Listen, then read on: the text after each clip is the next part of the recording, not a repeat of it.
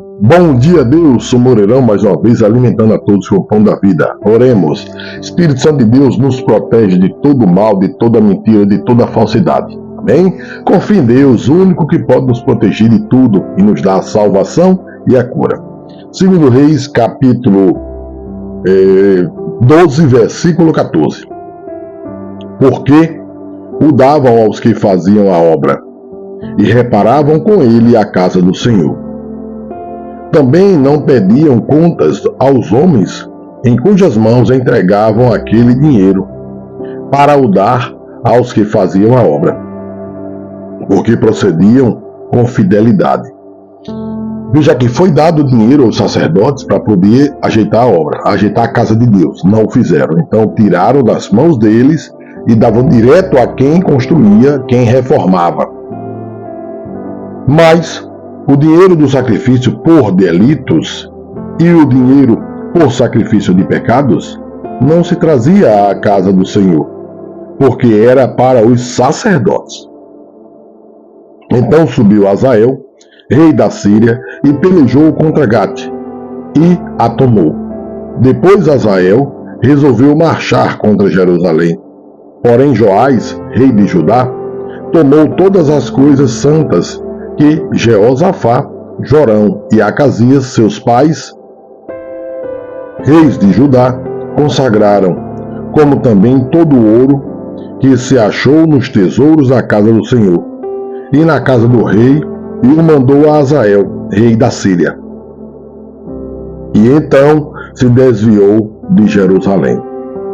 Ora, o mais dos atos de Joás, e tudo quanto fez, porventura não está escrito no livro das crônicas dos reis de Judá? E levantaram-se os servos de Joás, e conspiraram contra ele, ferindo-o na casa de Milo, no caminho que desce para Sila.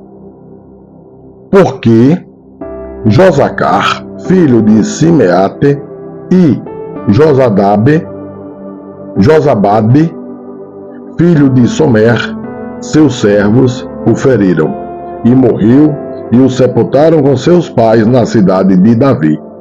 E Amazias, seu filho, reinou em seu lugar. Capítulo 13. No ano 23 de Joás, filho de Acasias, rei de Judá, começou a reinar Jeoacás, filho de Jeú, sobre Israel, em Samaria, e reinou 17 anos.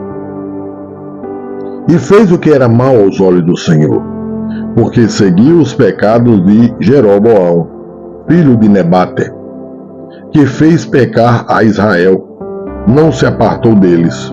Por isso, a ira do Senhor se acendeu contra Israel, e entregou-os na mão de Azael, rei da Síria, e na mão de Ben-Hadad, filho de Azael, todos aqueles dias. Porém Jeoacás suplicou diante da face do Senhor, e o Senhor ouviu, porque viu a opressão de Israel, pois o rei da Síria os oprimia. E o Senhor deu um salvador a Israel, e saíram de sob as mãos dos sírios, e os filhos de Israel habitaram nas suas tendas, como no passado. Veja, o povo aqui nesse tempo pecava, trocava Deus por dinheiro, por poder. Igualzinho hoje, 2025. E se deram mal. E hoje, em 2025, não é diferente. Então, sigam a Deus. Cuidado com poder e dinheiro para abandonar a todos, abandonar a Deus. Isso é destruição. Contudo, não se apartaram dos pecados da casa de Jeroboão, com que fez Israel pecar. Porém ele andou neles, e também o bosque ficou em pé em Samaria. Veja que as igrejas do tempo de hoje, a maioria, está pecando. Ela deixou Deus para apoiar homens, para pregar homens, e disso aí está destruindo as igrejas de pedra, não as de Deus. As igrejas de pedra estão sendo destruídas por eles próprios, porque trocaram Deus por poder e dinheiro. Porque não deixou a Jeoacás do povo, senão só 50 cavaleiros, 10 carros e 10.000 homens de pé, porquanto o rei da Síria os tinha destruído e os tinha feito como o pó, trilhando-os. Ora, o mais dos atos de Jeoacás e tudo quanto fez e o seu poder, porventura não está escrito no livro das crônicas dos reis de Israel? E Jeoacás dormiu com seus pais, e o sepultaram em Samaria. E Jeoás, seu filho, reinou em seu lugar. No ano 37 de Jeoás, rei de Judá, começou a reinar Jeoás, filho de Jeoacás, sobre Israel, em Samaria, e reinou 16 anos. E fez o que era mal aos olhos do Senhor, mais uma vez destruição. Não se apartou de nenhum dos pecados de Jeroboão, filho de Nebate, porque fez Israel pecar, porém andou neles. Ora, o mais dos atos de Jeoás e tudo quanto fez, e o seu poder, como que pelejou contra Amazias, rei de Judá, porventura não está escrito no livro das crônicas dos reis de Israel? E Jeoás dormiu com seus pais, e Jeroboão se assentou no seu trono. E Jeoás foi sepultado em Samaria, junto aos reis de Israel. E Eliseu estava doente da enfermidade de que morreu. E Jeoás, rei de Israel, desceu a ele e chorou sobre o seu rosto, e disse: meu pai, o carro de Israel e seus cavaleiros. Eliseu era profeta e morreu doente. Veja, curou tanta gente, ressuscitou, morreu doente. Então nós também não somos dignos de ter uma vida tão pura, porque os próprios profetas morreram doentes. E Eliseu lhe disse: toma um arco e flechas. E tomou um arco e flechas. Então disse ao rei de Israel: põe a tua mão sobre o arco. E pôs sobre ele a sua mão. E Eliseu pôs as suas mãos sobre as do rei, e disse: abre a janela para o oriente. E abriu-a. Então disse Eliseu: atira. E ele atirou. E disse: a flecha do livramento do Senhor é a flecha do livramento contra os sírios. Porque ferirás os sírios em Afeque, até os consumir.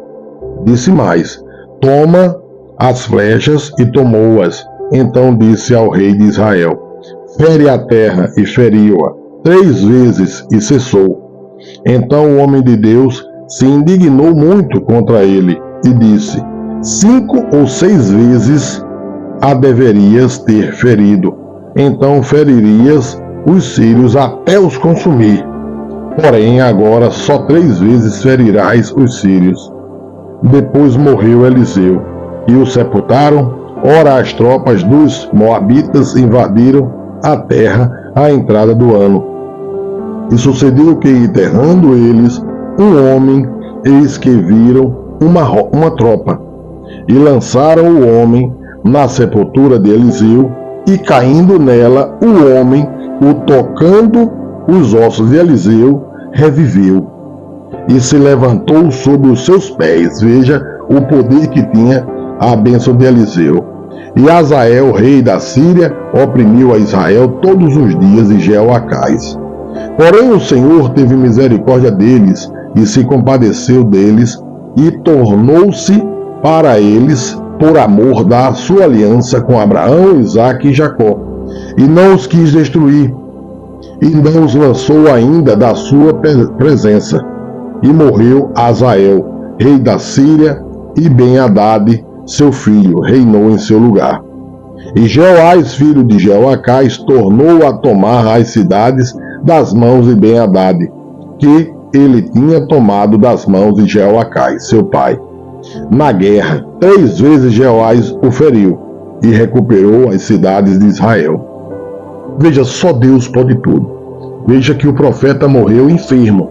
Então não se indignamos se a gente tiver alguma enfermidade, mas a presença de Deus estará sempre conosco.